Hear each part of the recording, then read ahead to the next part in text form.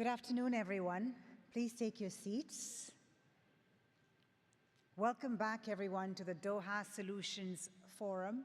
I hope you've had a lovely lunch. We're gathered on the eve of the second World Summit for Social Development here in Qatar, an historic occasion for all of us committed to advancing a fairer and more inclusive world. This morning, we explored innovative social protection systems and education and workforce development, and heard inspiring solution spotlights from around the world.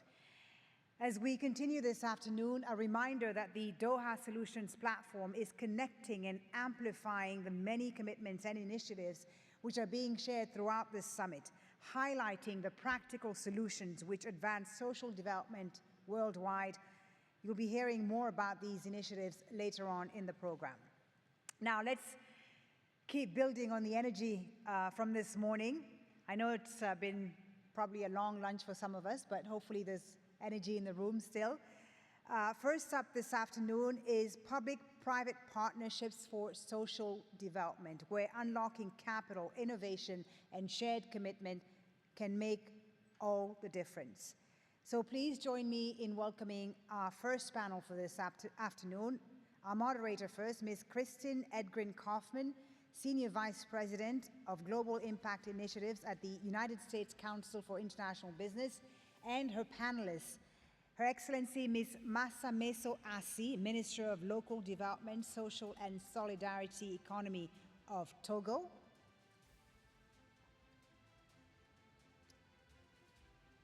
Is the Minister from Togo with us? Okay, hopefully she'll be joining us soon. Also with us, His Honorable Pitso Lesaona, Minister of Gender, Youth and Social Development of Lesotho. Yes, okay. His Excellency, Mr. Danaja Ramphul, Minister of Foreign Affairs, Regional Integration and International Trade of Mauritius. And Ms. Anouk Hyland, Global Head of Human Rights and Social Sustainability at Unilever. Welcome all.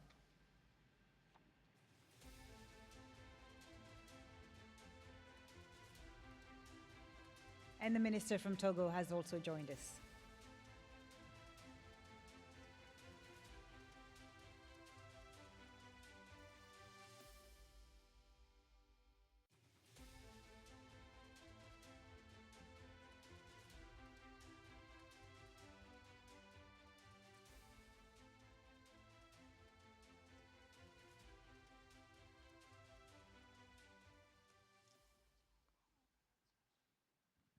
We're just waiting for one more panelist to come on stage, and then we'll get started. Thank you for your patience.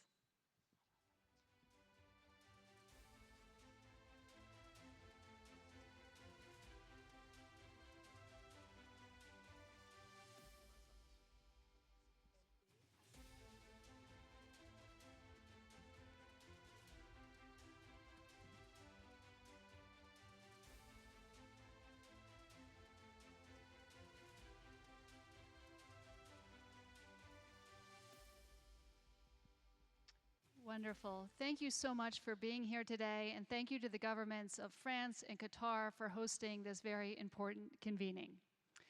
Public-private partnerships play an increasingly vital role in addressing complex social challenges and achieving development goals.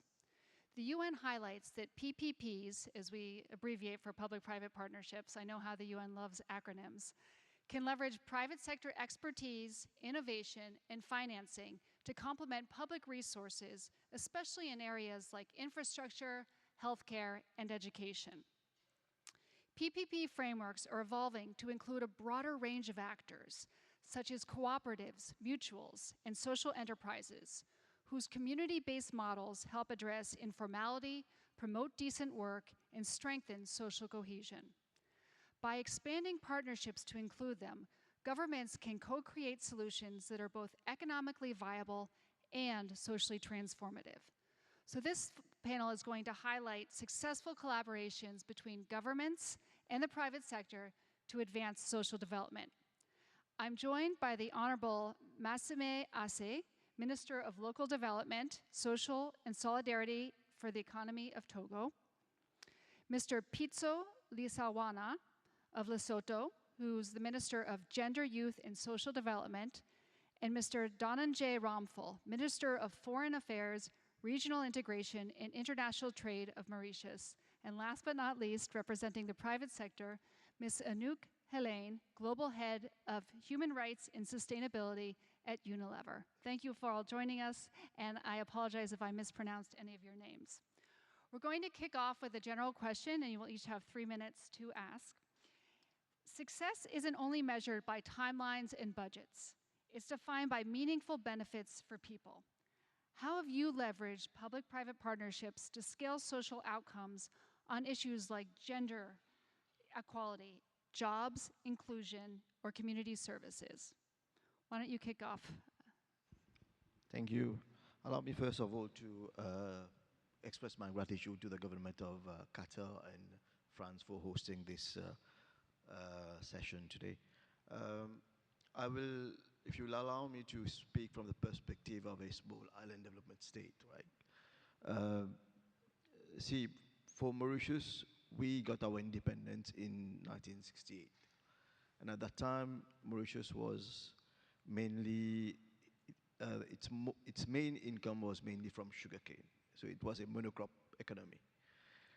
And at that time, when the British left, we had about 60% of unemployment rate in the country. And this is where we had to diversify our economy. So we started PPP projects in the tourism sector. Government giving state land to investors for them to come and invest in the tourism sector. And this is how we created jobs for the young people. And then we went on to also apply PPP projects to attract investors in the textile industries. So we had Chinese people from Hong Kong who came in and where they were granted tax holidays, incentives, state lands, buildings, etc. And this created employment, especially for the women, right? So these are the two main sectors where jobs were created and that allowed for social inclusion. But today, as a small island development state, we face other challenges, right? Since countries have their own vulnerabilities, it's very difficult to get to tap finance to try and come up with projects, especially when it comes to adaptation and mitigation measures. Because as you know, these kinds of projects are not profitable. You need to find bankable projects. And this is where I think if you have a good regulatory framework and you have a good legal framework as well, you can try and use PPP to get finance for those projects. And also you have, development partners like, the Agence Française de Développement, AFD, the World Bank, the UN. They have all helped to, finance projects, etc. So that's a bit of the history about Mauritius. Wonderful. Thank you. Thank you for sharing that with us. Ms. Asi. Yes, the same question. Everyone gets the same question. Okay, thank you. But sorry, I will be speaking French because I'm French spoken.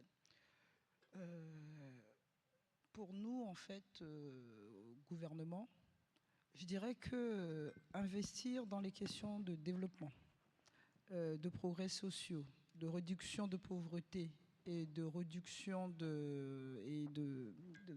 on va dire de l'intégration des femmes et sur leur forte implication dans nos économies. Pour nous, la question Togo aujourd'hui ne se pose même plus. Nous nous sommes retrouvés il y a très peu, jusqu'à l'année dernière, où vous aviez les plus grosses institutions de l'État qui étaient à leur tête présidées par des femmes. Donc ça montrait en quoi. Donc on avait la présidence de l'Assemblée, on avait la primature, on a le médiateur de la République, donc on dit plutôt la médiatrice de la République. Donc on s'est retrouvé sur 5 institutions, 3 qui étaient présidées par des femmes au niveau national. Donc ça a montré déjà la volonté du Togo d'investir et de promouvoir en fait les femmes. Un tiers du gouvernement était composé de femmes à des postes clés. Et déjà, ça demande toute la volonté au niveau des plus hautes autorités de vraiment investir dans la femme de manière générale. Maintenant, ça ne s'est pas fait du jour au lendemain. Il a fallu qu'on investisse déjà dans l'éducation des jeunes filles et on a beaucoup de programmes aujourd'hui qui nous permettent déjà très tôt de détecter donc, des programmes d'excellence spécifiques pour les femmes, pour les jeunes filles togolaises. Donc ça leur permet de les traîner, de les préparer à devenir des leaders de demain. Et nous avons également aussi, en dehors de tout ce qui est technocrate et pose de décision, nous avons également des programmes maintenant spécifiques qui permettent aux femmes dans les zones rurales de pouvoir s'intégrer plus durablement et entendre leur voix. Je vais donner juste un exemple. En Afrique subsaharienne, on sait ce que c'est la question de la propriété foncière. Et nous savons en quoi c'est très important l'accès à la propriété foncière et les questions d'héritage féminin. Dans les programmes agricoles que nous lançons, notamment les zones d'aménagement planifié rural, parce que dans la zone rurale, c'est l'agriculture qui fait vivre, on a un tiers des femmes qui sont octroyées, un tiers des terres et de ces programmes qui sont octroyés d'office aux femmes. Donc, ce qui fait que la question de la propriété foncière, donc avoir la terre et en être propriétaire et jouir de ses récoltes, le Togo a fait le choix qu'un tiers des espaces ruraux et dédiés à l'agriculture, accompagnés par le gouvernement, seraient en possession des femmes. Et nous avons été même plus loin. Dans les programmes de lutte contre la pauvreté, d'inclusion financière, nous avons 70% de femmes. Donc, je ne dirais pas qu'il ne fait pas bon vivre ou être homme au Togo aujourd'hui, mais sur les 10 dernières années, les programmes que nous avons mis en place ont été faits pour permettre à la femme de retrouver une place dans la société, mais de se retrouver également à égalité avec les hommes. Donc, aujourd'hui, nous continuons les efforts parce que nous savons qu'en dehors du financement, en dehors de l'accompagnement technique, il y a également les questions familiales. Donc, nous avons mis en place des programmes sociaux où aujourd'hui, on a des programmes qui permettent aux femmes qui le souhaitent et qui n'ont pas les moyens d'avoir une prise en charge à partir du 3e mois de grossesse jusqu'à leur accouchement, surtout dans les zones rurales, parce que nous savons qu'aujourd'hui, malheureusement, les femmes ont encore des problèmes d'accès aux soins médicaux. Dans les capitales, on ne le voit plus tellement, mais en zone rurale, nous savons qu'il y a ce défi que nous devrons relever. Donc aujourd'hui, le gouvernement togolais, déjà, l'investissement humain est très important pour nous, mais investir dans les femmes est devenu en fait une très grande priorité. Et là où nous nous réjouissons, ce n'est pas parce que je suis femme que je le dis, mais c'est parce que tous les programmes qui ont été éludés par les femmes ou qui sont destinés aux femmes, les résultats sont très encourageants pour nous et ça nous permet de pouvoir encore davantage mobiliser des ressources et nous investir dessus. Merci beaucoup. Merci. Thank you very much for sharing that powerful example as the applause attests for that wonderful initiative. Thank you. Anouk, would love your insights on how you've scaled public-private partnerships for maximum social impact. Yeah, thank you so much. So I work for Unilever. We're a consumer goods company, and we operate globally in almost every country in the world. So we are quite sizable, and with that size comes a responsibility to do things in the right way. So we have an extensive sustainability agenda across plastics, climate, nature, and most importantly, I think, around social impact and improving livelihoods as well. So if you look at the type of partnerships that we engage in, we broadly distinguish between 2 types of partnerships. So one is more around the advocacy, building the systems change, and we see a role for governments to then set the policies, as you heard the Minister of Togo just so inspiringly talking about. We need the other partners to then set the agenda for some of the subjects that we are very passionate about. So an example of that is living wage. So only last year, we worked together, for example, with the ILO to make sure that they set a global definition on living wage. And we needed that because we as a company cannot ask our suppliers to pay their workers a living wage if it's not set by the government. So that's a way in which public-private collaboration work. Now, more practical on the implementation side, as a company, we bring innovation, we bring growth, we bring the expertise in our value chain, but we then need to work with others to really drive that social impact on the ground. So an example of that is, for example, a partnership to help to improve the well-being and the livelihoods of smallholder farmers. We do that together with NGOs. They know what the people need, they know how to engage with the communities, and they know how to best engage in these type of programs. So again, that's an example as to how we work complementary together.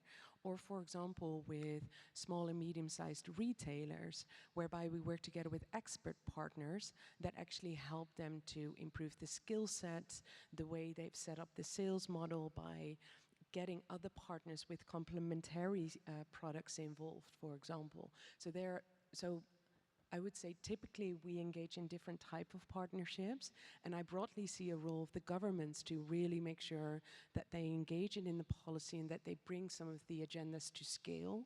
Another example of that is, for example, the Dove self-esteem program that we do. So Dove is one of our massive brands, and they have a big program around self-esteem. And then we work together with the national governments to get that included in curriculums, and we work together with UNICEF on that as well.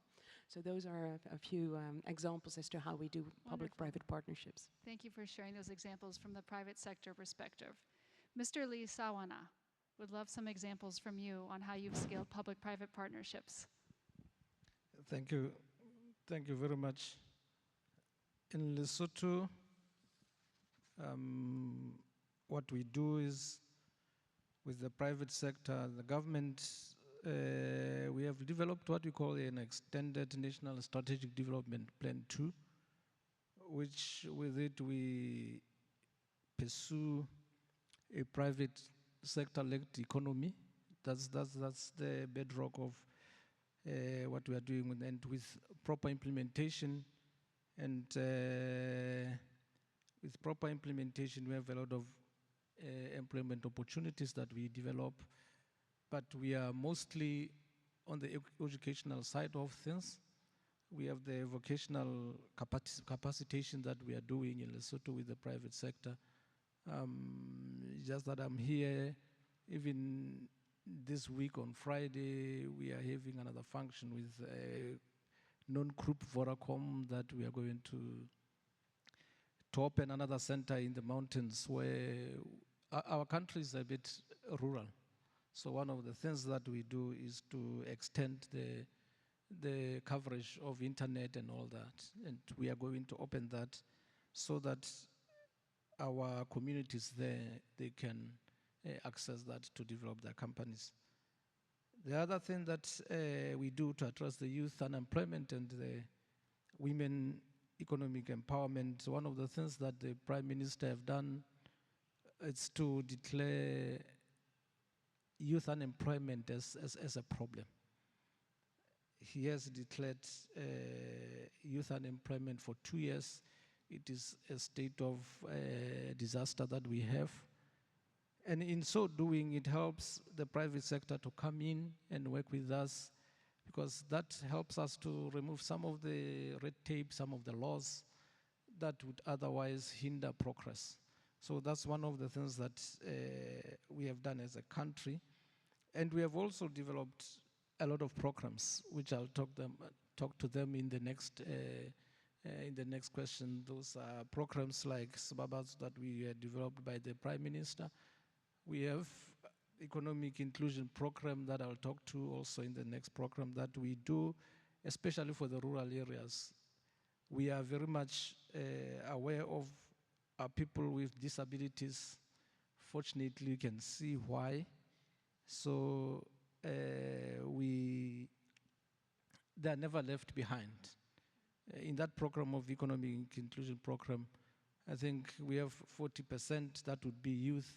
About 20% is dedicated directly to the disabled people and the rest of the people. So that's basically what we do in Lesotho. Thank you. Wonderful. Thank you for sharing those examples from Lesotho. We appreciate it. So for round two, we're going to give directed questions to each panelist. And if each panelist could keep it under 3 minutes, that would be appreciated as we're pressed for time. I'll start off with Ms. Asi. We all know that access to finance is a common barrier. Which instruments, whether it's challenge funds, guarantees, or blended finance, best help women and youth-led enterprises grow? Merci beaucoup. C'est un peu drôle que vous me posiez la question à moi, parce que je suis un financier au début, mais qui se tourne après, avec les questions gouvernementales, vers le social. Effectivement, quand on me dit l'accès au financement, tout de suite, on voit le profit, on voit l'intérêt. Et je vais juste vous raconter une petite anecdote en 1 minute. Au Togo, on a la particularité, je crois qu'on est le seul pays au monde à avoir un ministère dédié à l'inclusion financière. J'ai commencé ma carrière comme secrétaire d'État auprès du président de la République chargé de l'inclusion financière. Particularité. Et ça va faire bientôt que ça dure et que nous avons ce ministère. Ce que nous avons vu au-delà même de l'investissement qui a été fait au niveau de ce ministère, c'est qu'au début, c'était dans le doute en fait que ce département a été créé et qu'on a lancé des programmes d'inclusion financière. L'État togolais a pris la décision en se disant « je vais mettre une ligne budgétaire dédiée et je vais pousser les organismes de microfinance et les banques à faire des crédits à taux sponsorisés aux populations les plus vulnérables et sans garantie. » Et on va voir ce que ça va donner. Au bout de 10 ans, 2 millions de personnes bénéficiaires du programme, dont 70% des femmes, plus de 150 millions, plus de 150 milliards de francs CFA en 10 ans et un taux de remboursement de 95%. Donc c'est dire que le taux de remboursement de ce programme dédié aux personnes les plus vulnérables est meilleur que les taux de remboursement des clients classiques des banques dans le pays. Et ce qu'on a eu aussi, on a commencé avec 30 000 francs CFA. Donc si on fait la comparaison, c'est 50 $. Aujourd'hui, les personnes à qui il y a 10 ans on a prêté 30 000 francs, donc 50 $, se retrouvent avec des lignes de crédit à 150 000 $ auprès des banques commerciales. Je pense que si on me pose la question de savoir les défis qu'il y a, moi la réponse, j'ai raconté l'anecdote juste pour vous donner une réponse. Pour moi, le seul défi, c'est la volonté. Le seul défi que nous avons d'accès au financement pour les jeunes et pour les femmes et les personnes vulnérables, c'est la volonté. Mais quand on investit sur ces personnes, on se rend compte que finalement, le progrès économique et social de ces personnes impacte les indicateurs nationaux de développement du pays. Aujourd'hui, ça fait 5 ans que le Togo, dans la zone BCAO, a le taux d'inclusion financière le plus élevé et fait les progressions annuelles les plus élevées. On a osé investir et finalement, ça impacte nos indicateurs sous-régionaux. Le Togo vient de faire un bond dans l'indice de développement humain de la Banque mondiale. Ce n'est pas pour rien. C'est parce qu'à un moment, on a investi dans l'humain, dans la vulnérabilité, pour accompagner le développement des personnes vulnérables, et on se retrouve maintenant avec un progrès qui impacte nos indicateurs économiques et sociaux. Donc c'est le seul défi, c'est la volonté et aussi les bonnes volontés et l'accompagnement des partenaires qu'on croise souvent dans le cadre de nos recherches de financement pour les populations vulnérables. Merci. Wonderful. Thank you for that powerful example and for the important work you've done personally in your life on gender equity throughout your career.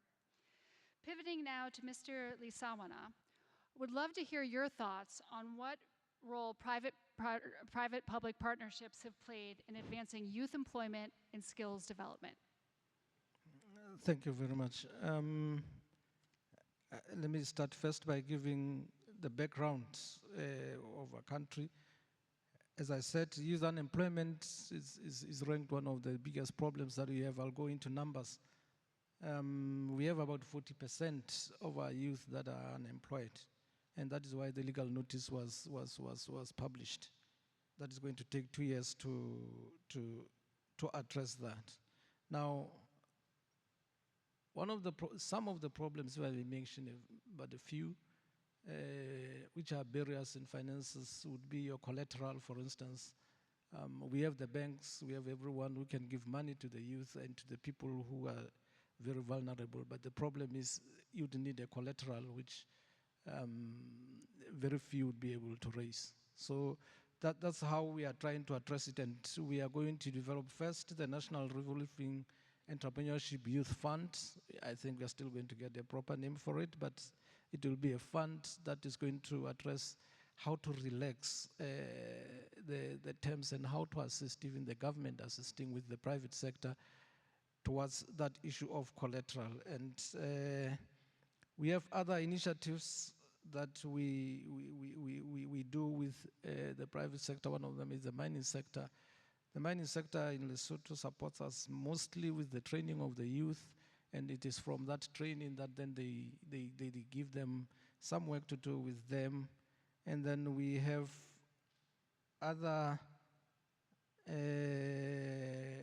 programs that we do with, we have what we call Basotho Entrepreneurship Development Corporation, it's known as BETCO. We have the RSL, which is the Lesotho Revenue Services, and other banks.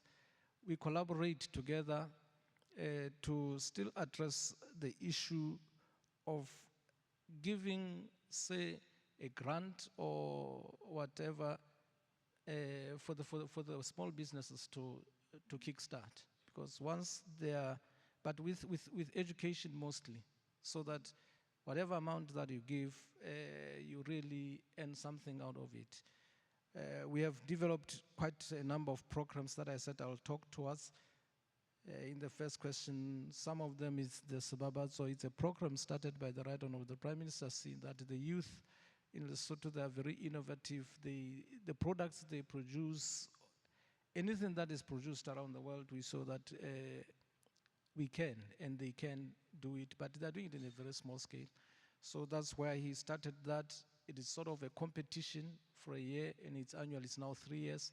It even takes us to the Youth Connect to collaborate with other countries. We have developed something what we call CAFI. I can see the time. It's a competitiveness and financial inclusive program that we do. I'll just highlight on them. The economic inclusion program is the last one. I'll talk to us. Wonderful. Thank you for sharing those Thank you. economic inclusion programs. Thank you. Thank you. Turning to Mr. Ramphal, can you give some specific examples of how the government of Mauritius has effectively employed public-private partnerships, maybe ones that other small developing island nations could also adopt? We have taken some specific measures. I mentioned earlier on that you need to have the proper legal framework for you to promote public partnership, public-private partnership contracts. So we came in 2004, we came up with a specific legislation on public-private partnership act to regulate these kinds of contracts. Then in 2016, we also implemented a piece of legislation called the Build and Operate Transfer law, that also to promote public and private partnership contracts. And also we have the central tender board, which is specifically empowered to make sure that tenders are done, the tender procedure is done in a transparent manner, right? And then you have a specific unit in the Ministry of Finance, which is called the Public-Private Partnership Unit, to monitor the implementation of those public PPPs. Right. So these are a few specific measures that have been taken at the level of government to make sure that these PPPs are promoted in Mauritius. There are two main projects that are currently underway in Mauritius. The Metro project, which has completely changed the transport landscape in Mauritius. This is a major project which is being carried out on the basis of PPP. And we, in our energy transition initiative, there also we are having a PPP to try and promote renewable energy, right? So these are concretely some examples of how we have promoted PPPs in Mauritius. Wonderful to hear how you've employed it to improve transportation infrastructure, which Thank many other countries can emulate. Thank you. Turning now to Anouk, we all know that large supply chains, such as that of Unilever, can impact millions of lives. Can you talk a little bit about the role your company has played in supporting living wages? Yes, absolutely. So for those who don't know what a living wage means, so the definition that we use is that a worker needs to earn enough to provide a decent standard of living for himself or herself and his or her family. So that means enough to afford housing, education, etc. So Unilever started to work on this agenda in 2014, and we made a commitment to start to work and to pilot the agenda. It took us 6 years to become living wage compliant. So it doesn't happen overnight, and we had to review the wages of 12,000 workers globally. So in 2021, we decided to have a supply chain commitment. So Unilever has about 48,000 direct suppliers, and we are now asking all those suppliers to pay their workers a living wage. Now, why? Obviously, because it's good for workers and it helps them to get by. Also, it's good for our company in terms of productivity, less worker turnover, resilient supply chains. It grows consumer markets. We're a consumer goods company. And then finally, the economy at large, because there's evidence that says there's 4.5 trillion to be earned in GDP in terms of turnover and increased productivity if everybody would embrace this agenda, which is why we're so pleased this is now adopted in the Doha Political Declaration as something that governments can actually work on. Because if Unilever as a company does it alone and we ask our suppliers to do this, it actually puts us at competitive disadvantage.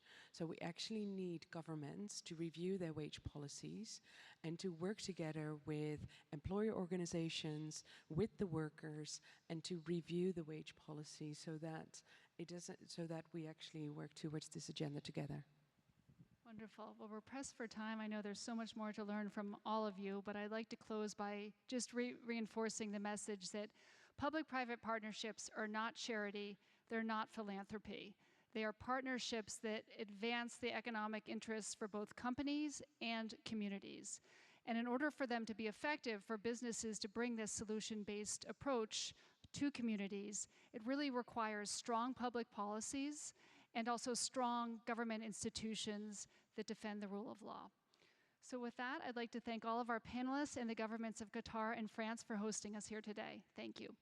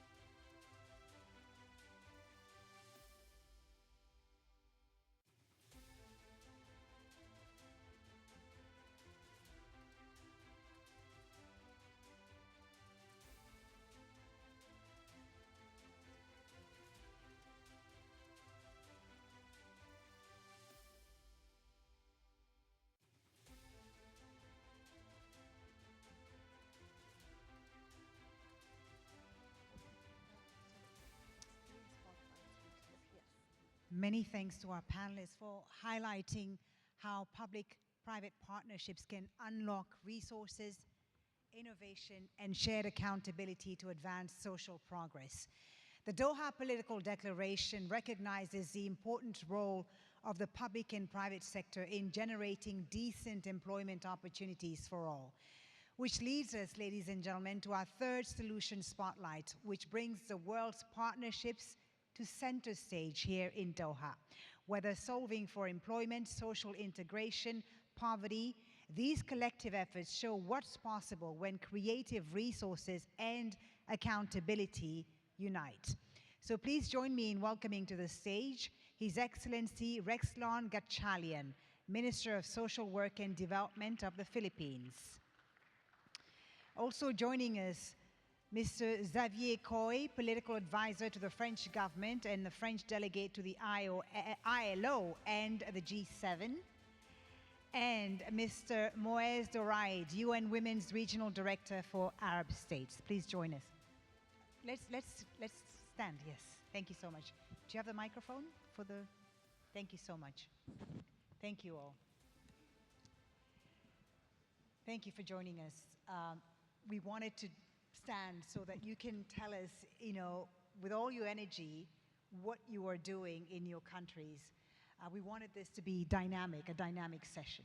So let me start with you, Minister Gatchalian, from the Philippines. So in 2.5 minutes or so, please describe to us what you're doing in the Philippines, your most recent policy in advancing social development. I understand it has to do with food stamps, a food stamp program. Well, our president has always believed that there are capacities to be harnessed in the private sector in trying to solve social ills. Hunger is a very big problem worldwide. And the Philippines, unfortunately, has close to 750,000 food-poor families. Now, the goal there is to automate and create an environment where the entire community gets to participate in solving this social ill. It comes out with the policies accrediting all these local entrepreneurs, small and medium enterprises, women-owned enterprises, to make sure that they're part of solution finding. And in this case, the big problem is, the big lift is ending hunger once and for all in the Philippines. See, if you use the same network of government facilities, it won't be enough. We have to make sure that we unlock the value of private sector capacities, whether in the retail sector, especially when it comes to small, micro, and medium enterprises, to end this social ill once and for all. The President has made a very bold statement. Our President, President Marcos, has made a very bold statement. By the time he steps out of office in 2028, he wants zero hunger in the Philippines. Okay, you'll tell us in a bit more how you're working with, you know, supermarkets and the local resources on the ground to build up this local supply chains. I'll come back to you in a minute. Xavier Coy, let me come to you. Please describe to us the initiative that you're working on in France. It's a program called the Employment and Skills. Thank you. First, I would like to say it's a great honor to be here today, and a pleasure to have been working these last weeks with the fantastic team of our dear colleagues of Qatar and the great team of UNDESA. And so when thinking to showcase a nationwide program that could be showcased, we thought that the employment and skills development commitment in France could be a good example, because it addresses probably some of the main challenges all countries face, the ecological transition, the digital transition, and the demographic transition. So what is this program, very shortly? And what do we do with this? It consists of annual or multi-year framework agreements between the states, so Ministry of Labor, Ministry of Industry, Ministry of Agriculture, and so on, and one or more professional organization within a particular sector or different sectors. Every year, 15 to 30 agreements for different sectors are implemented. The budget from the state is roughly 15 million euros, 17 million US dollar for technical and financial assistance to professional organizations. And they finance too, so it's no doubt it's a PPP, it's a public-private partnership. The objective is to anticipate the economic mutations I recall just before, and to help industries adapt their employment strategies, to secure career paths, to encourage innovation and cooperation at all levels. For more concrete, to be more concrete, we take the example of the ecological transition. Since 2019, there has been a launch of priority calls for proposals to perform diagnosis on the impact of ecological transitions on jobs and skills, and to raise awareness on eco-friendly gestures, regulation, circular economy, renewable energies, etc. Finally, PPP is a win-win model, a shared involvement. The role of the state is very important to act as a partner with private sector, to private funding, and also strategic orientation. And the private part includes the industry, but of course also the social partners, Right. employment organizations, and trade unions, which are key in the result of such a program. Thank you very much, Xavier, for telling us about France's Employment and Skills Program. Let me turn to you now, Mr. Duraid, and tell us about UN Women's Arab States flagship initiative. Indeed, before telling about the solution, I'll just like to touch on the problem. It's a global problem that finds its most extreme manifestation in the Middle East and North Africa. And the problem is the low levels of women's labor force participation. Among world regions, it's the lowest in MENA, Middle East and North Africa, and it has stagnated at 20% only for more than 3 decades. 20% in the MENA region compared to 50% women's labor force participation globally. There are exceptions. Qatar is an exception. Labor force participation of women in Qatar is at 63%, among the highest in this region and slightly above world average. Now, this persistence of women's labor force participation at very low level contrasts with their achievements in terms of capabilities and educational attainment. In the MENA region, over the past 2 decades, women's adult illiteracy rates have been halved. Their school enrollment rates are now around global averages, and there are more females in Arab universities than males. So there is a paradox that we are trying to solve: how to ensure women's capabilities are utilized for economies to benefit women and the entire society. How we are solving this? Yeah. We are focusing on 3 growth economies or sectors. The first is STEM. In the MENA region, there are more women graduates of STEM faculties than men. About 57% of university graduates in STEM are women, more than the global average. Many would not expect it. In the MENA region, there are more women tech entrepreneurs than in Silicon Valley, particularly in the Gulf region. So STEM is our first area of focus. Second area of focus is the green economy, the entire value chain and supply chain for women, from finance to selling both domestically and abroad. And the third area of focus or economy is the care economy, because it has double benefits. First, the care economy employs mostly women, plus investing in the care economy, such as daycare, frees women to enter the labor force. How we are doing that? 3 clusters of interventions. The first is to work with governments and partners to advance and reform laws and to implement these laws. The second area is to work on norms and behaviors. For example, again in the MENA region, women contribute nearly 5 times in domestic work than men. We have a concrete time-bound target to reduce that by 1 hour in 3 years. Now, the final target is that to create 500,000 jobs for women in these three economies in 5 years. I was going to ask you what your timeline was for this. You talk about targeting these three specific areas: green, STEM, and care. Yes. Your timeline is 5 years. And are you seeing differences or gaps between countries of the region when it comes to reaching this target? Indeed, as I mentioned, there are countries such as Qatar that are at the higher end. How do you women's bridge labor that force. gap then? Well, we are focusing on middle income countries that have the largest share of population for now, Morocco, Tunisia, Egypt, and Jordan, and where the governments, we work with them to institute targets in their national plans to achieve this. But we invite others to partner with us.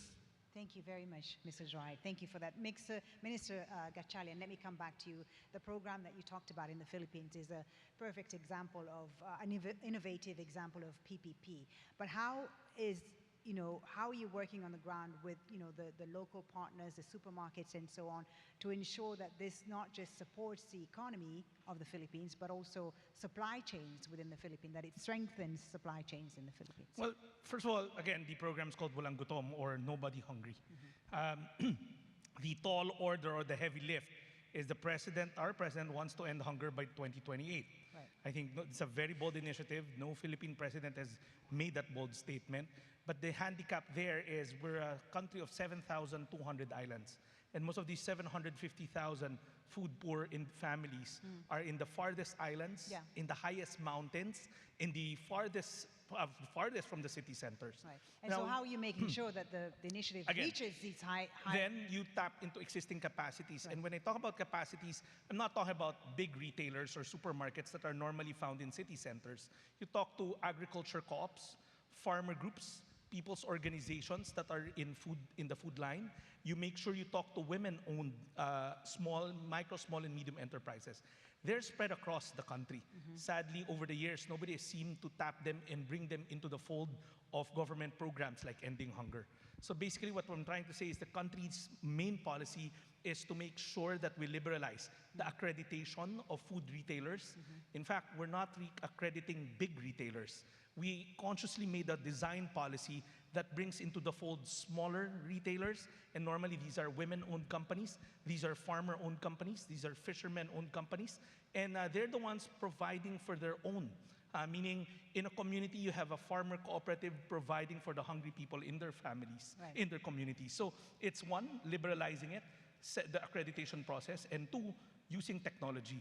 Again, spread across 7,100 islands, it's going to be inefficient if government does it on its own. Indeed. By using technology, point-of-sale systems that run remote, you can bring into the fold these small, micro, and medium enterprises. And lastly, you take into account that we're not just trying to feed people, we're also trying to change behavior change. And that's why you bring in companies or groups that have a vast knowledge and expertise in trying to teach people how to eat right, what is nutritious, delicious, and affordable. Excellent. That's a very good pitch you gave us there. Thank you so much for it. And it has to have lasting impact, of course, and as you said, be able to reach those hard-to-reach communities, those vulnerable communities across the Philippines. Thank you very much, Minister. Xavier, let me come to you finally and ask you about the extent to which the French program can be transferred to other contexts. Just in one word, I can say that the flexibility of such a program is key to possibility of adaptation in other contexts. I think that's the most important thing. France, like many other countries, has a long tradition of international technical cooperation. We have important tools like Agence Française de Développement or Expertise France and so on. And the Doha Solution Platform, I think, will be the opportunity for this program, but for many others, for further exchanges in a peer-to-peer spirit. That's always the key, and adaptation to local context, to economic and social conditions of the various countries that can be interested. So we look forward to partnering with many countries and partners here in the room. And excellent. Thank you so much. Please, a round of applause to our speakers. Thank you so much for sharing your inspiring initiatives. Thank you very much for joining us here at the Doha Solutions Forum. Thanks to everyone who's brought their ideas and inspiring initiatives, many of which we've had the privilege to spotlight here. And as you heard, the platform now showcases more than 150 fresh commitments and innovative projects, each tackling persistent barriers to poverty eradication, productive employment, decent work, and meaningful social integration. And what makes these contributions remarkable is not only their creativity and impact, but also their potential to be scaled, as we heard from Xavier there, and replicated around the world. And the Doha Solutions Forum will serve as a living, evolving resource, helping us sustain momentum, foster accountability, and turn this vision, first set in Copenhagen and renewed here in Doha, into tangible progress for years to come.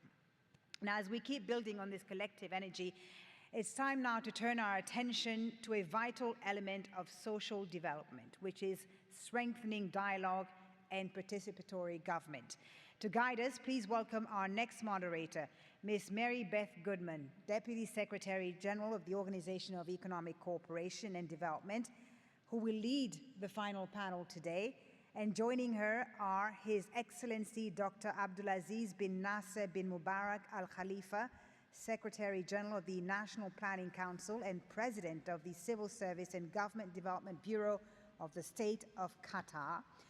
Also joining us, Mr. Luc Triangle, General Secretary of the International Trade Union Confederation, Mr. Roberto Suarez Santos, Secretary General of the International Organization of Employers, and Ms. Gillian de Souza Nazareth, Chair of the NGO Committee on Social Development and Treasurer of the Red Dot Foundation.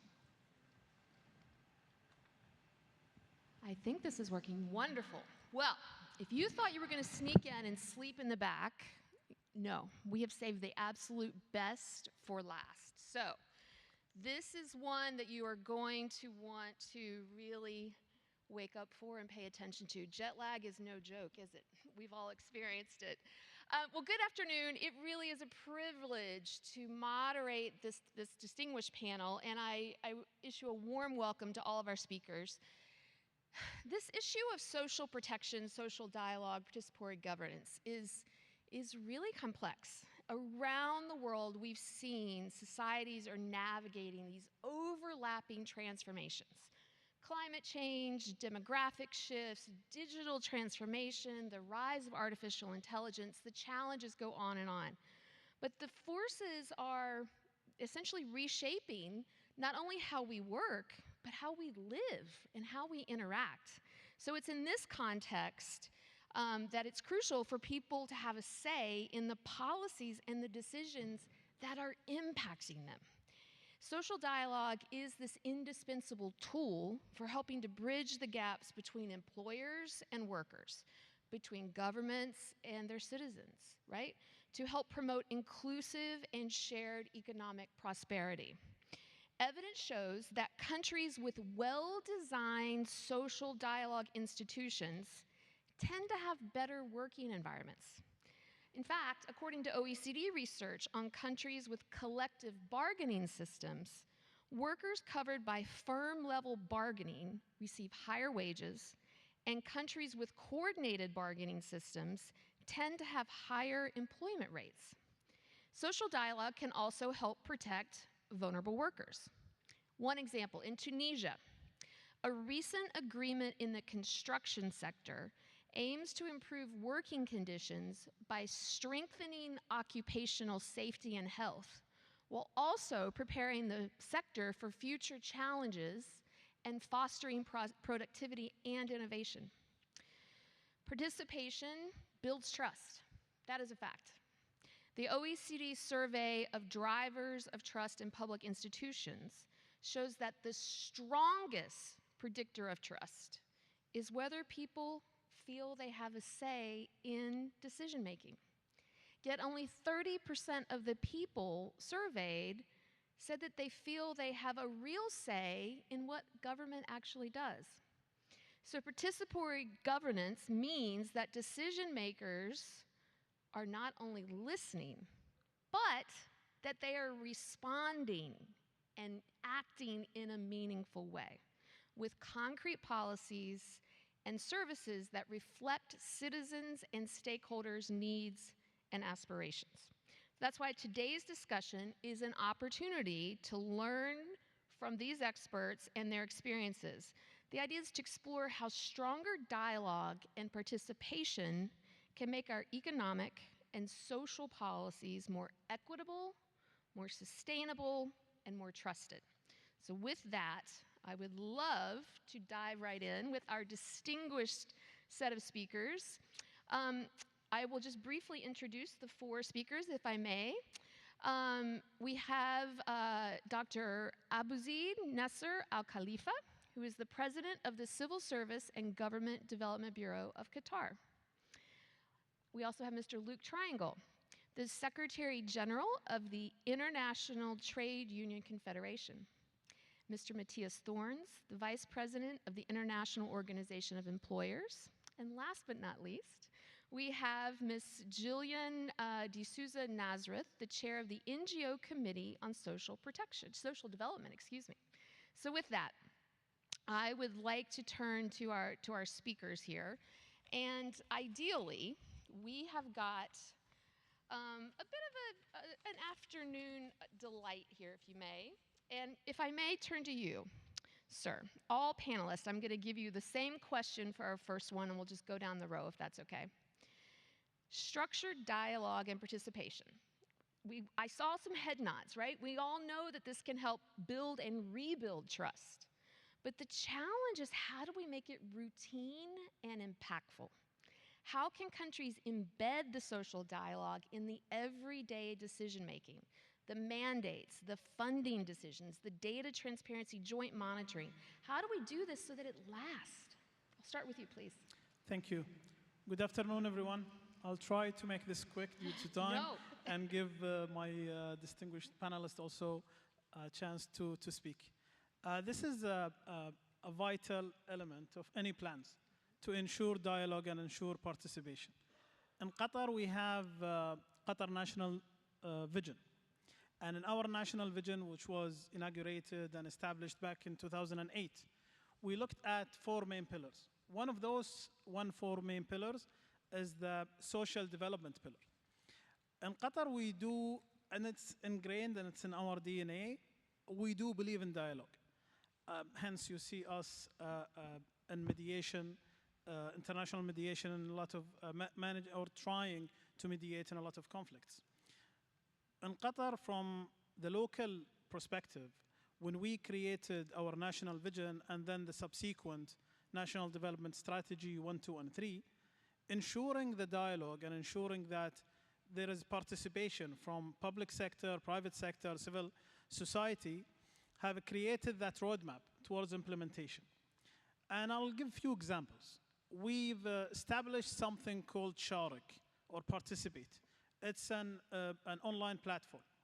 Well, dialogue currently happens whether you like it or not, physically or through social media. So through that platform, any new law or any new policy from the government would actually be displayed over there. And then we would collect feedback from the civil society and from the academia. And that would stimulate or help us to understand also what are the worries and what these decisions could contribute into. Now, also we've established a social observatory where we look at social matters from an academic perspective, a government perspective, and the impact on the private sector. And that drives the agenda of policies to be reviewed, policies to be understood, and then collectively what would be solutions moving forward. I can't stress enough on the importance of having summits and convening meetings. We've done the National Development Summit here in Qatar, where we actually also convene the public sector, private sector, social or civil society members, academia, to establish a conversation around what really matters and how the plans are moving forward, and what could create issues that could stop development, and how can we together collectively overcome these issues collectively. Now, this is much easier said than done. Of course, there are challenges, but I do believe that when you have members and representatives from all of these factors within the society, we are able to convene and we're able to conquer these issues together and establish solutions. These solutions are actually being proven to deliver on these challenges that we have faced. Access to funding, as you have mentioned, it has been an issue for private sector. Through these policies and changes of policies that got collected from the private sector and got discussed through the academia and civil society and the government, we came up with models and solutions that actually have solved for such issues. Again, these examples in Qatar are very evident. We see it in our delivery. We see it in our day-to-day activities. Still, there is, of course, a need for more dialogue and discussions. But I think that also collectively, delivery would require to bring everyone together to ensure delivery and to ensure achieving such national visions and national strategies. Thank you. And you're right. These conversations are happening, whether they're online or offline, they are happening, and governments need to be part of it. May I please turn to you, sir? Yes, I'm Roberto, not Matthias, but that's my fault. It was a last-minute change. I'm the Secretary General of the IOA, International Organization of Employers. Listen, if we are talking about social dialogue, we have to first understand that social dialogue is not a panacea. It's something that we believe strongly, but we need to understand the limitations and the added value that it brings to the table. Limitations, it's not a quick instrument. It takes time to build trust and to build efficient solutions. Second, it should not be very procedural. That's my perspective, at least. Of course, you need a kind of channel, institutional channels. You need also to reflect on how to best approach the discussions, frame it properly. From the moment if you create a kind of routine procedure, you are lost in the process, and that's not good. I also believe that you need good professionals for social dialogue, and that's also important in terms of political independence. If you want the basis for a good social stability, social dialogue can be very helpful, but you need to respect the role of employers and workers' organizations in an independent manner. This is not always the case. And Luke will intervene after me. It's very often the case that we see around the world kind of interference, sometimes no respect, sometimes threatening, sometimes intimidation. That cannot happen. If we believe in social dialogue, you need to understand that the autonomy of employers and workers should be respected. And at the same time, it needs responsibility. There are some rules of the game from both sides, employers and workers' organizations. Once you have a deal, you have a responsibility. A duty of peace is called in some countries. When you have a collective agreement, you have a duty of peace. And we on our side also have to commit to our deals. So once you have agreed on salaries, you have agreed on working conditions, on living, work-life balance, you need to commit to that. The trust element, it's an ongoing process. And in order to preserve it, there are also some critical steps that you need to take. It's always the case that you have much tensions among social partners. And I can tell you, we have now a dispute in the ILO regarding the right to strike. It was not an easy journey. Now it's in the International Court of Justice. And we have tough moments. That does not prevent us to have talks. And Luke and I had this week precisely a very intensive, because we need to have these conversations always together. Even if we don't have very tangible results, or we do baby steps results, that helps to build this trust. That's what I would say now in terms of trust and social dialogue. It's a wonderful tool. It's not a panacea because it doesn't go quick, but there are always some requirements, and these requirements need to be fully integrated in the policies of governments and at the international level. I think the trust element is so key, and you're right. It's hard to maintain it. It's easy to lose it, right? And so it's that consistent engagement and framing it correctly, as you note, that really helps you maintain that level of trust. Luke, your initial thoughts, please. Thank you. So Luc Triangle, International Trade Union Confederation. So first of all, let me say that we are very happy with the reference to social dialogue in the Doha political declaration. Because social dialogue, it's an important part of a democratic society. And I would even say more, it's an important part of the glue that keeps a society together. The social partners play a crucial role, and in that sense, I fully support also the words on this by Roberto. And we have seen that also recently now in the ILO flagship report, where the statement has been made that economic development of a society has to go hand in hand with social progress, and that's through social dialogue. So the reference has been made. And we also are happy with the fact that also at UN level, not only at ILO level, but at UN level, we see more and more references to social dialogue. The high-level political forum recently, also the UN DESA report refers to that in detailed terms. So, and we have to understand that having opposing views sometimes, or even sometimes a conflict in a society, it's not abnormal. It's the way how you deal with the opposing interest and the conflict, and that's where social dialogue comes on the stage. Because if you don't have social dialogue, you easily come into an atmosphere of social unrest, and the dissatisfaction is then put on the street, literally on the street.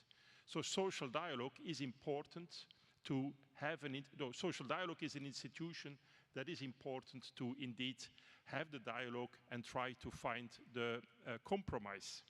So it avoids social unrest, and it's also needed for innovation and adaptation.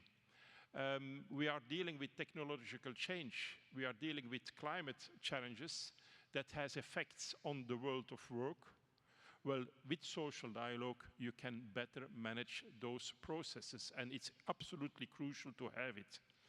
And in that sense, maybe one last remark. Sometimes criticism is made on slow speed of social dialogue, that it might not be inefficient. But as it has been said by Roberto, social dialogue creates the necessary trust. Having no social dialogue means social unrest and means also an imbalanced society and an imbalanced solution. So in that sense, it's not a choice, social dialogue, it's a must. It's the glue that keeps a society together. It's the basis of trust building between different parts of the society, different sides in the society. But one last point maybe, it also requires the exception of a number of principles. And then I refer to the freedom of association, the right to do collective bargaining. That has not only been the request from the social partners, it also has to be part of the institution of a country. When I refer to the country where we are here now, here in Qatar, there is still work to do on the freedom of association, on the right to do collective bargaining. I admit that a lot has been made already in the last years, but still work in progress, not only here, in many countries in the world. So I think these principles are also basic principles that need to be accepted to go to efficient social dialogue. I like this idea that the social dialogue is the glue that is holding all of our focus and our democracies together. That's really true. Jillian, please. Thank you. So I think I'd like to see how we can embed social dialogue in our everyday decision making.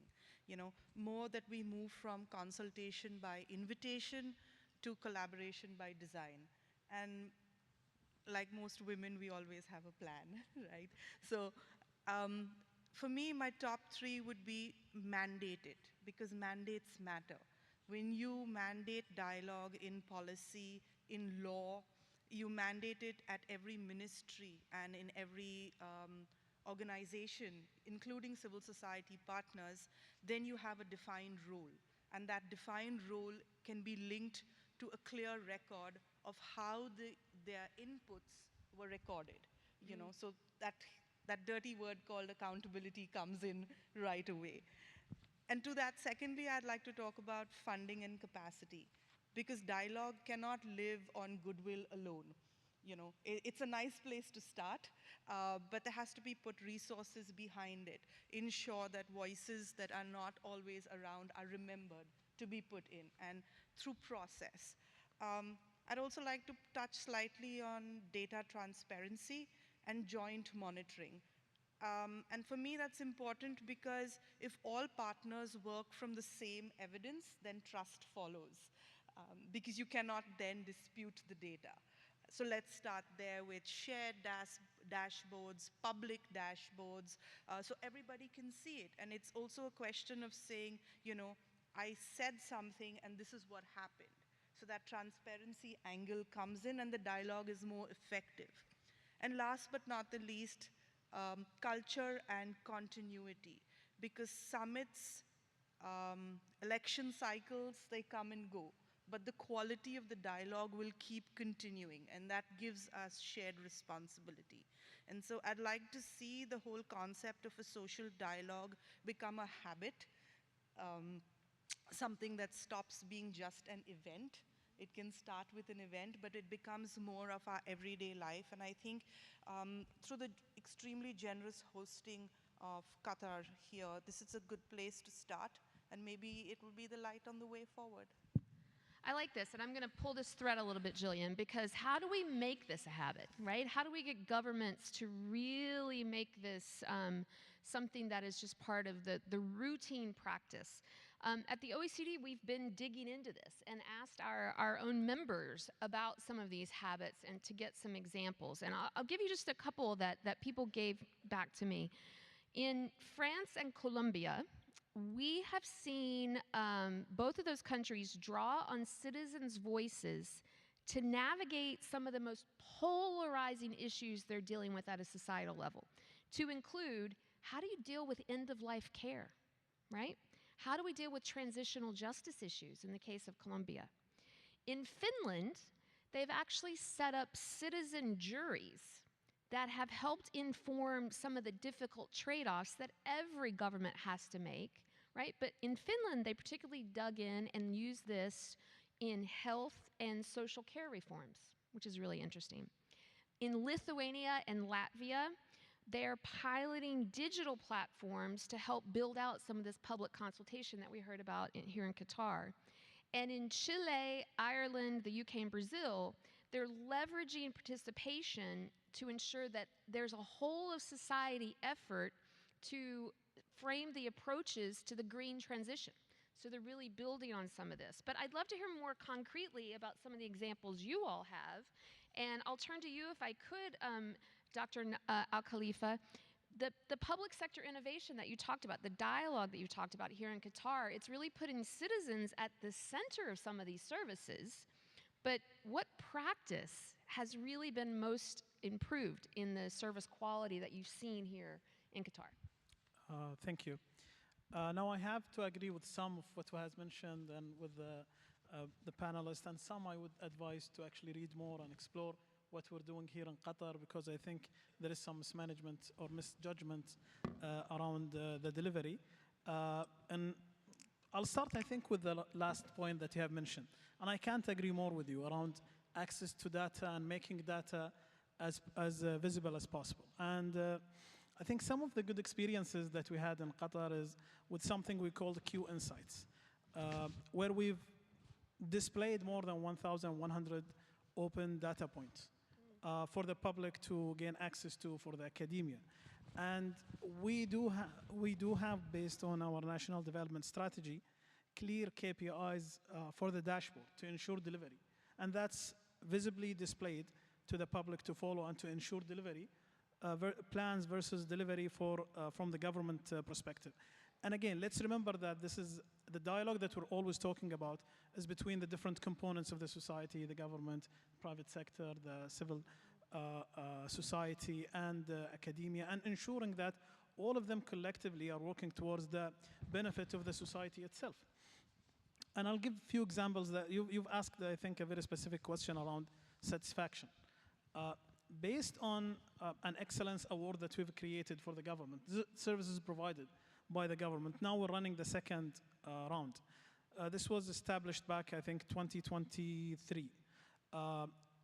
Satisfaction from the government services have increased from 58% to 86%, if my memory serves me right. Now we have a clear target that it has to exceed 90%. And we're keeping this target visible, and we're following up. I initially referred to a platform called Sharik, which means participate. Over there, anyone who's receiving a service from the government would actually have the vote to evaluate the service itself and to evaluate the individual who have provided the services. That feeds back into the changes that we have done to our human resources law, the civil service law, that actually govern how civil servants are providing services to the society. So we're trying to create, and that was created after consultation, huge consultation from public sector, private sector, and the civil society and academia.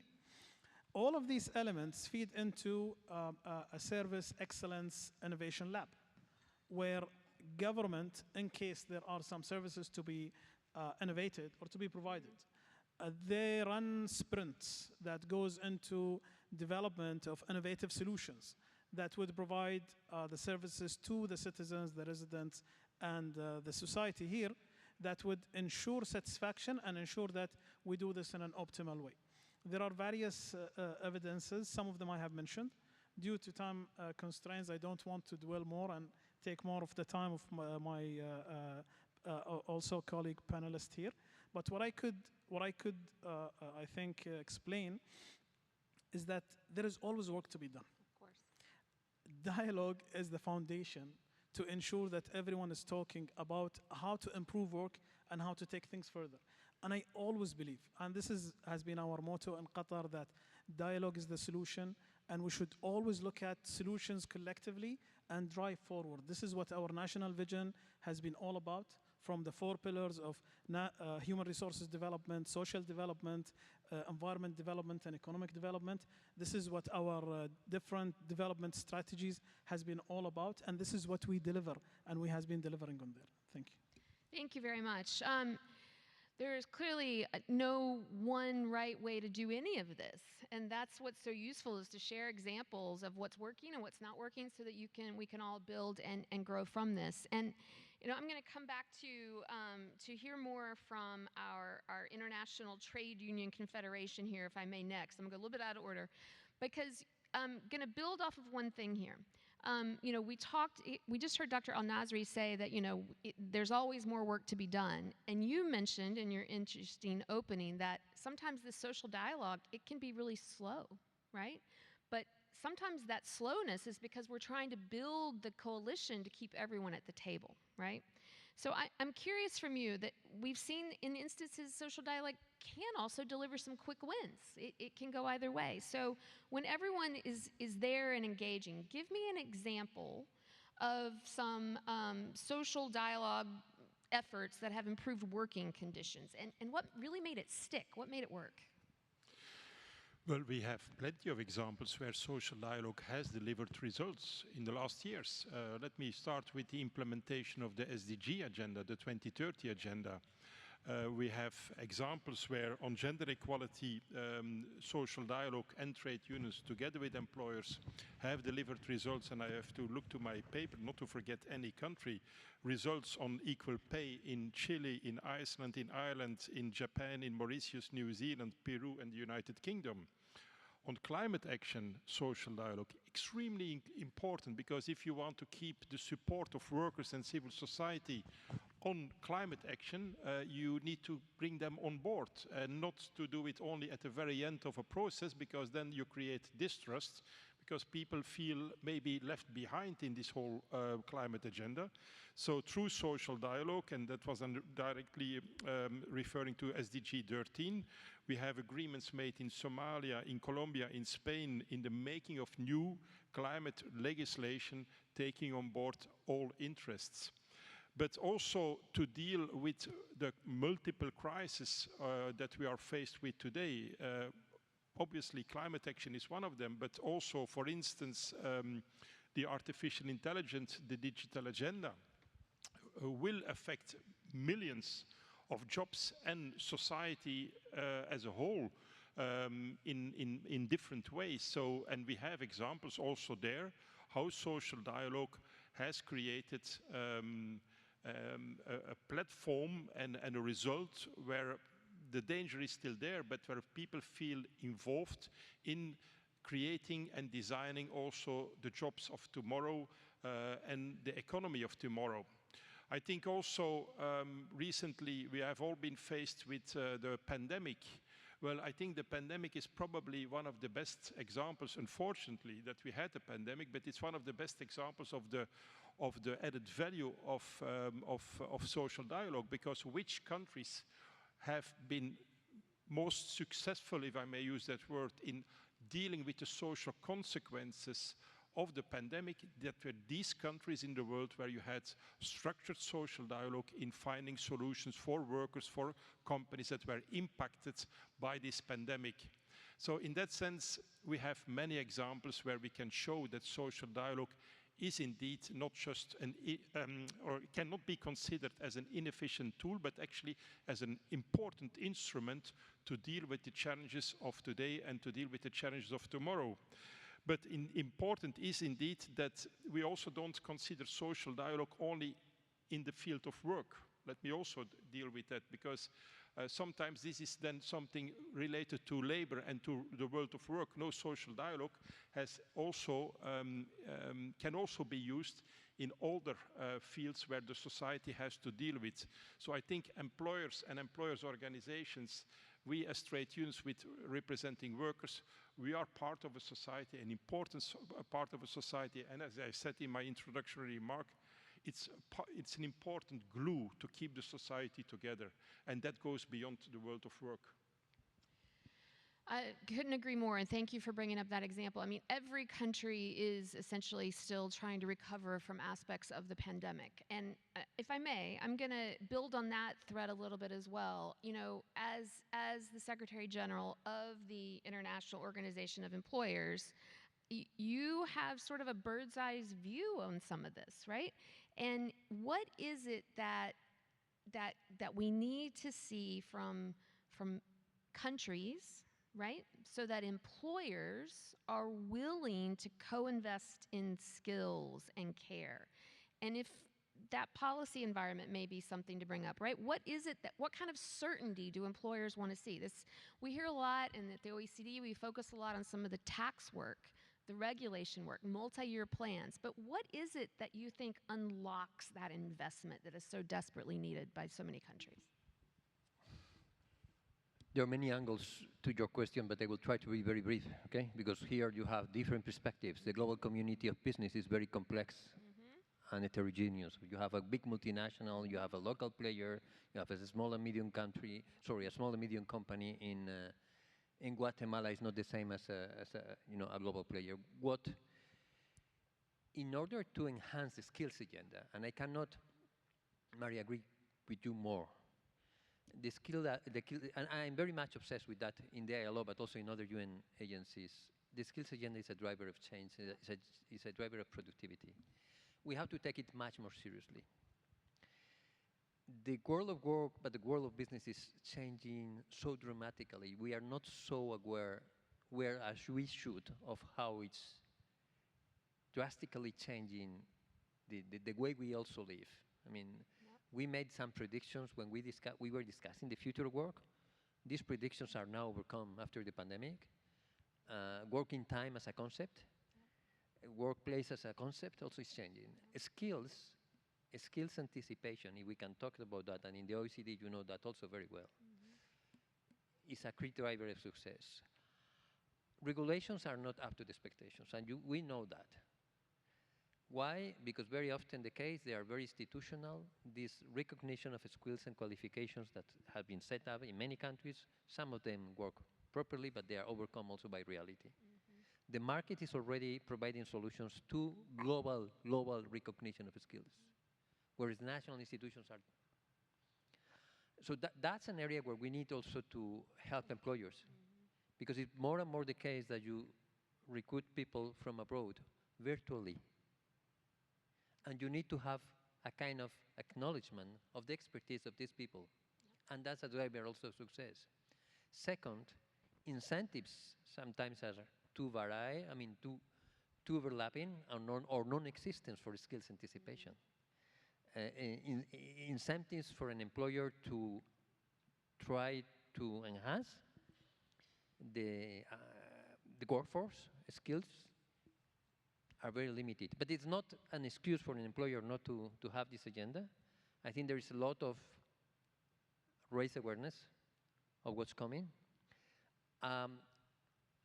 It would be very helpful also for many developing economies to have a very tangible skills forecast, if that's possible, for the green economy. That's not existing. And the discussion that we'll have in 2 weeks' time in Brazil on COP will also discuss NDCs, national defined contributions. Still, 40% of these contributions contains a skills agenda, skills planning. It's not there. The employers will also be very instrumental also to have that there. Social dialogue also can play a role here, and I agree also with Luke on that regard. And of course, regulations, when I said to you regulations are not up to the expectations, it's very often the case that they are not taking into consideration that more than 60% of the entire population is in the informal sector. We are talking about the formal world, which is very, very small in many developing countries. If we do not bring this skillful population there in transitions toward formality, we'll not get there. So we need to find ways to enhance the skills. The digital and platform economy is bringing, but we can also, AI will bring opportunities, but we have to frame it properly. Many challenges you brought up there, but this idea of bringing more people into the system from the informal sector and having that be part of the dialogue is absolutely so essential. And it's a perfect transition to Jillian, if I may. You all have set this up very nicely, even though I'm skipping around a little bit. But so much of the civil society work, right? You actively, work with some of these informal sector populations. And so my question for you, Jillian, is how can civic space be legally and practically protected to ensure that there is this idea of meaningful participation, especially for some of these marginalized groups? And how can that feedback from the communities be effectively translated into real policy or budget decisions? And you brought up transparency, so we need to work that into that response too, if we could. So I love the question. Such a simple one, right? 3 minutes. So civic space is where participation begins. But I think the real loop is the feedback part. That's where the transparency and the accountability comes in. So we'd like to start by saying that civic space be protected, obviously legally, but also practically. The right to speak, the right to organize, you talked about that as well, the right to assemble, upheld in practice. But then also civic space needs enablers. And I cite a really good example. We have a civil society forum here at the summit, which is 2 days of the 3-day summit. So that's testimony. Thank you to Qatar and the UN system for creating such a space for us. And then the second half comes into turning that feedback into action. Because communities, we give time, we give data. We may not have it in a formal Excel, but it comes through. And so what happens with all of that? How do we convert that into a matrix, or all of this feedback that we do comes back to us saying, hey, you said this, this is what we did about it. Two sides of the scale. That's really what makes it practical and ensures transparency. It also builds faith in the system. There is action taken in what we said. You heard us. You heard our voices. It mattered, and you've acted on it. I think that's really important. And linking the community priorities to budgets and programs, where you can not only earn trust, but you can clearly see the outcome, if your program worked or not, if you put money behind it or not. And so I think that's how we'd like to see it, where participation stops becoming symbolic And we're not a tick box, so, let's have everybody at the table, did we do all of that? But it's rather in the feedback. You heard me, and what was the accountable outcome from that item? And I stayed within time. You did amazingly well at that. We are going to have to stay within time too, and I'm getting the signal over here that we're going to have to wrap up. So, I really appreciate all of the interventions from all of you. This idea of participatory governance, it requires an ongoing dialogue, right? And the idea of social protection means that we have to listen and respond. That's your feedback loop and your accountability loop there. And it has to be a broad-based effort. It is not just check the box. It is reaching out to the informal sectors. It is reaching out to all of these different dimensions within every society. So I thank you all for your participation. I thank all of you. I hope I did not disappoint in saying we saved the best for last. But now all of you are given a bit of homework here in that you have to help us really take this forward, right? Social protection has to be part of this participatory government effort.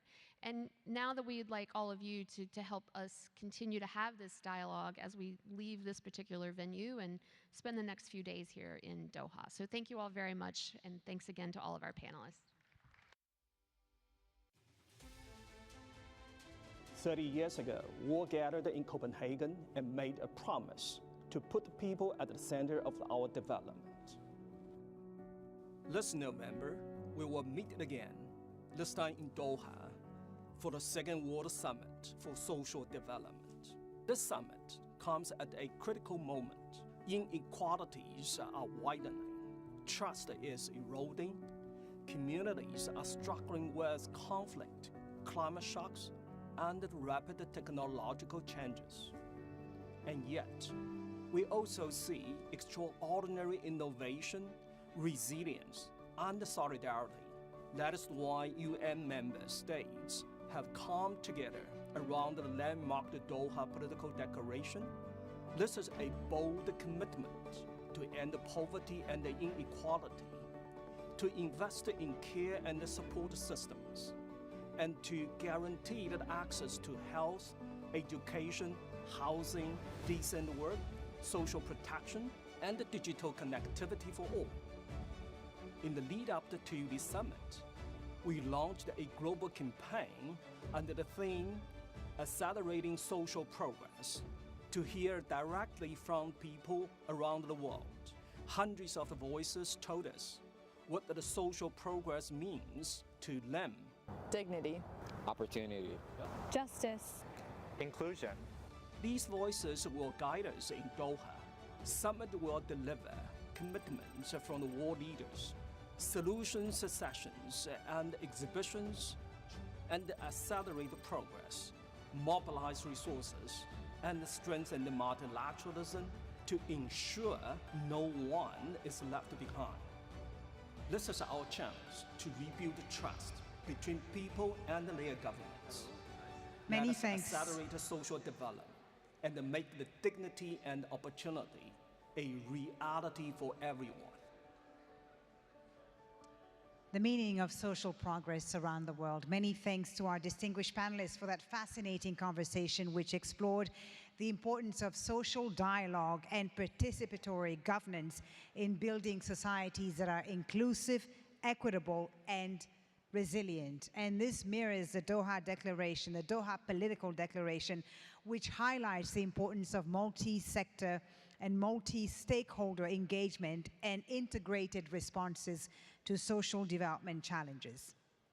Now, our final solution spotlights will feature initiatives that embody these principles, demonstrating how dialogue and participation can lead to lasting social progress. Please join me in welcoming to the stage Mr. Rob Beenders, Minister of Consumer Affairs, Social Fraud and Equal Opportunities of Belgium. Thank you so much, Minister, for being with us. And Dr. Eva Maria Egger, Senior Policy Advisor on Poverty and Inequality Reduction at the Ministry of Economic Cooperation and Development of Germany. Thank you both very much for being with us. Minister Beenders, let me start with you. Tell us about Belgium's efforts to ensure social rights. Yeah, thank you for being here. It's really a pleasure being in such an important summit. And as a minister in a small country, Belgium, we really have big expectations and we have big ambitions in terms of human rights. What we see today is that equal opportunities, social rights are really under pressure due to a lot of reasons. And I'm into politics, I'm a minister, and I see that a lot of ministers and also heads of countries are making wrong choices in terms of human rights. And I do believe that we have to find structural solutions because people who are affected with wrong decisions are mostly the most vulnerable people. And that's why in Belgium we try to change human rights into the constitution. We do believe that we should put rights in the constitutions to make them strong instruments to protect those people who need it. And we do this with a lot of topics like housing, healthcare, education. And at this moment, we are also taking steps to put same-sex marriage in the constitution because we believe that families are important, also when it's same-sex marriage, and we want to put this into the constitution to give a signal internationally that that's important for us. Okay, I'll ask you about the priorities in just a moment. Let me turn to Dr. Egger, and please tell us about what you're doing in Germany. I understand it's something to do with young people, right? The youth moving beyond GDP initiative. Yes, thank you very much for inviting us to introduce this initiative and speaking to all of you and you. Imagine a world where we measure progress not just with economic growth, but by how well people and our planet thrive.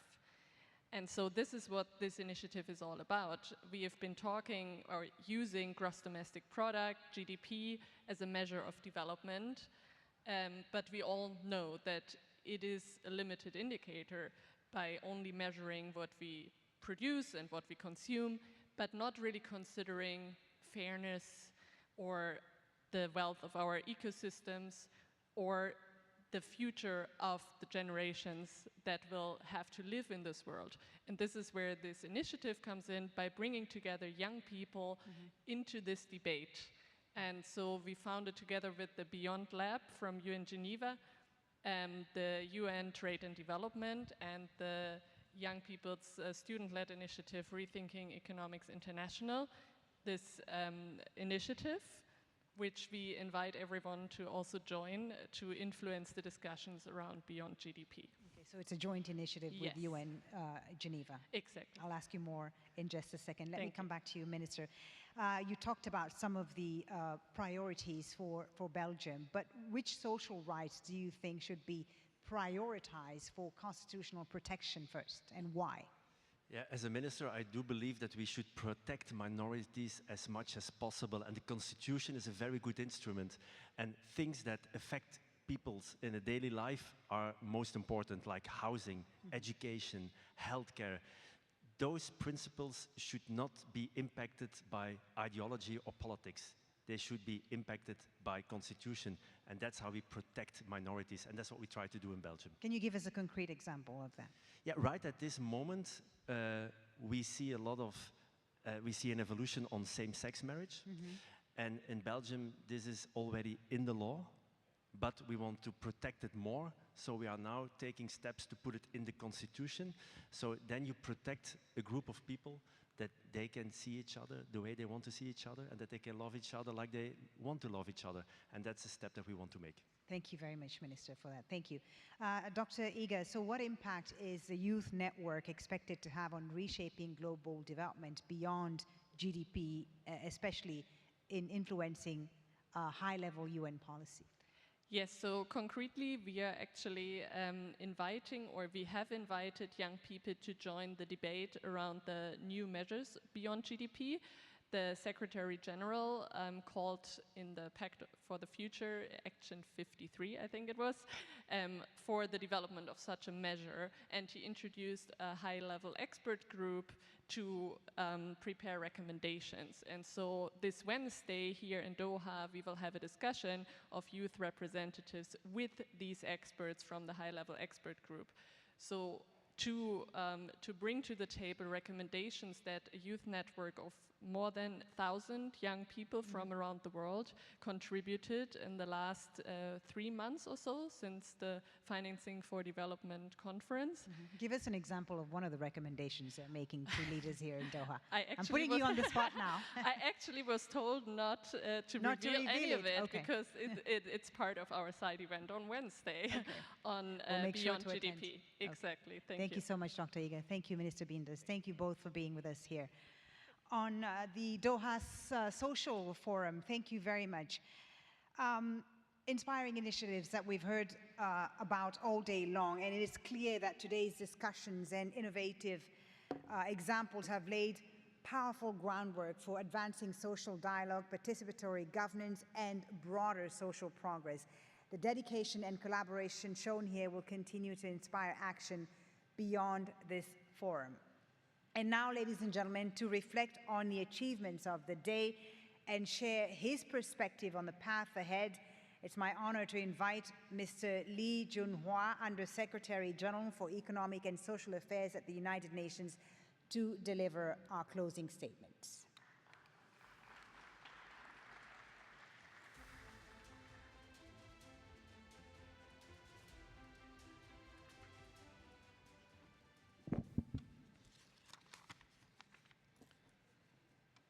Well, good afternoon, Excellencies and dear colleagues and friends. It is really a great honor for me to join you at this closing of the Doha Solution Forum for Social Development. Over the course of today, we have witnessed the tremendous dedication and ingenuity in advancing the social progress. We have heard a very powerful expert accounts for real-world approaches with a measurable impact, from expanding inclusive social protection systems to the forging public and private partnerships that create decent works and empowered communities. Ministers, experts, and innovators shared what is working and why. This is not only inspiring, it is very invaluable. By learning from each other's successes and challenges, we enhanced our capability to deliver the promise of the 1995 Copenhagen Declaration, now reaffirmed by Doha Political Declaration. A world free of poverty, with decent work and the well-being for everyone. Today's panel offered very rich insight across the 4 key areas: innovative social protection, education and workforce development, public-private partnerships, and social dialogue. Each discussion underscored that integrated, inclusive approaches are the foundation for sustainable social progress. My department, the United Nations Department for Economic and Social Affairs, is honored to be part of this forum. We will carry its lessons forward as we support the member states in the follow-up to the Second World Summit for Social Development, and in particular, the Doha Political Declaration. So, Excellencies, dear friends, the Doha Solution Forum and the Doha Solution Platform will remain the key resources in pursuing concrete and measurable social development progress. They inspire the member states and all stakeholders to keep the social development at the heart of the national and the global agenda. I invite you all to continue this engagement over the next 3 days in the Solution Studio, which have been created on the ground floor, where we will spotlight even more innovative solutions. I also hope to see you all at the Commission for Social Development in February 2026 in New York. This will be our critical first post-summit opportunity to take the stock of our efforts and agree the next steps. In closing, please allow me to sincerely thank the State of Qatar and France for their leadership in organizing this event, and our partners for their unwavering support. Let us leave here with a renewed commitment to a more just, inclusive, and sustainable future for everyone and everywhere. Thank you.